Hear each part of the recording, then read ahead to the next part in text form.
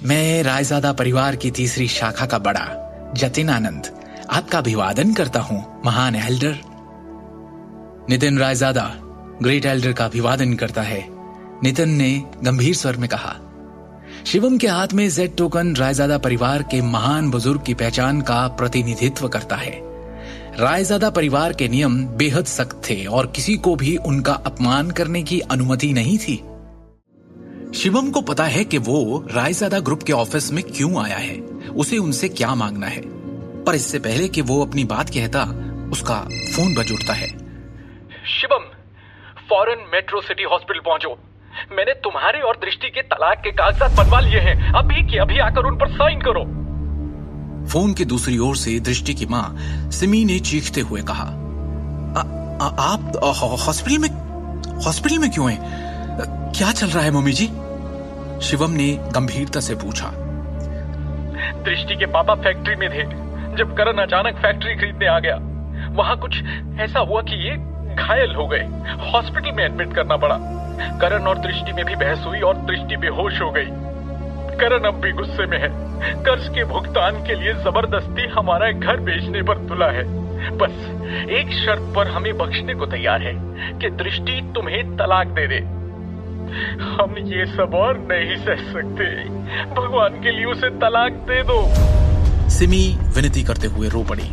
मैं वहां पहुंचता हूं, कहकर जैसे ही शिवम ने फोन रखा, उसका चेहरा भावहीन सा हो गया। दृष्टि बेहोश हो गई। शिवम की आंखों में ऐसा क्रोध उमड़ पड़ा जैसा आज तक कभी किसी ने नहीं देखा।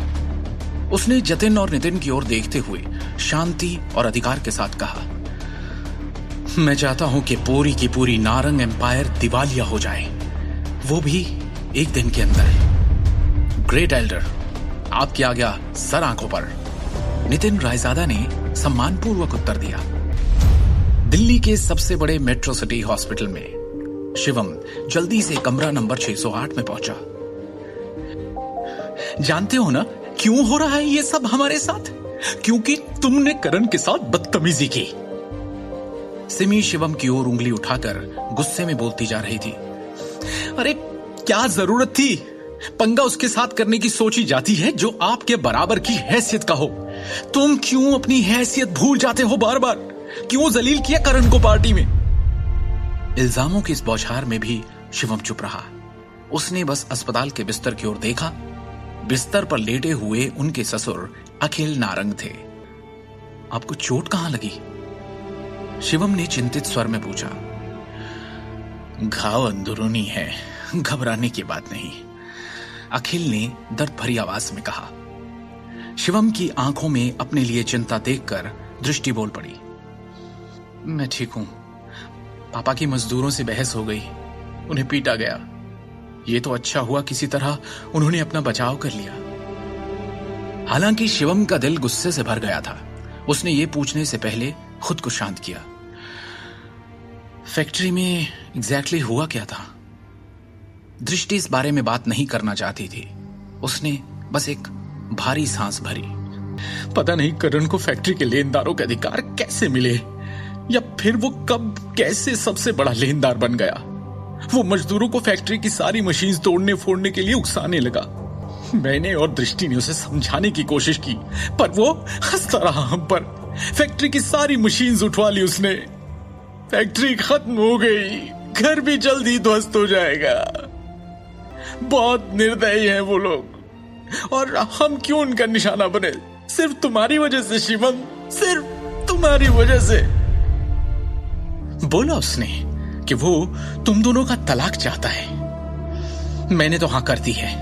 अब तुम में थोड़ी शर्म है तो साइन कर दो इन पेपर्स पर। सिमी ने निर्दयता से कहा। बस करो सिमी, बिस्तर पर लेटे हुए अखिल ने गहरी आवाज में कहा। हर बात का दोष शिवम को देना बंद कर दो। ये सब जिसके कारण हो रहा है वो मैं हूं जो अपना परिवार संभालने में सक्षम नहीं है। वो मेरे भाई का बेटा है जो हमें हंसी का पात्र बनाने के लिए हमें बर्बाद करने पर तुला है। इस बार मैं अपनी बेटी की बात सुनूंगा। अगर सबसे खराब स्थिति आती है तो हम उसे घर और कारखाना दे देंगे और दिल्ली शहर से बाहर चले जाएंगे, कम से कम हमें उनके चेहरे तो नहीं देखने होंगे। ये सुन सिमी भी खामोशी में डूब गई। अरे वाह, पूरा परिवार एक साथ। शिवम। कमरे के बाहर से हंसी की आवाज आई। करण यहाँ भी आ गया। आगे की कहानी जानने के लिए देखिए अगला एपिसोड सिर्फ पॉकेट एफएम के YouTube चैनल पर, और शिवम द हिडन वॉरियर के सारे एपिसोड्स को सुनने के लिए डिस्क्रिप्शन में दी लिंक से डाउनलोड करें पॉकेट एफएम ऐप।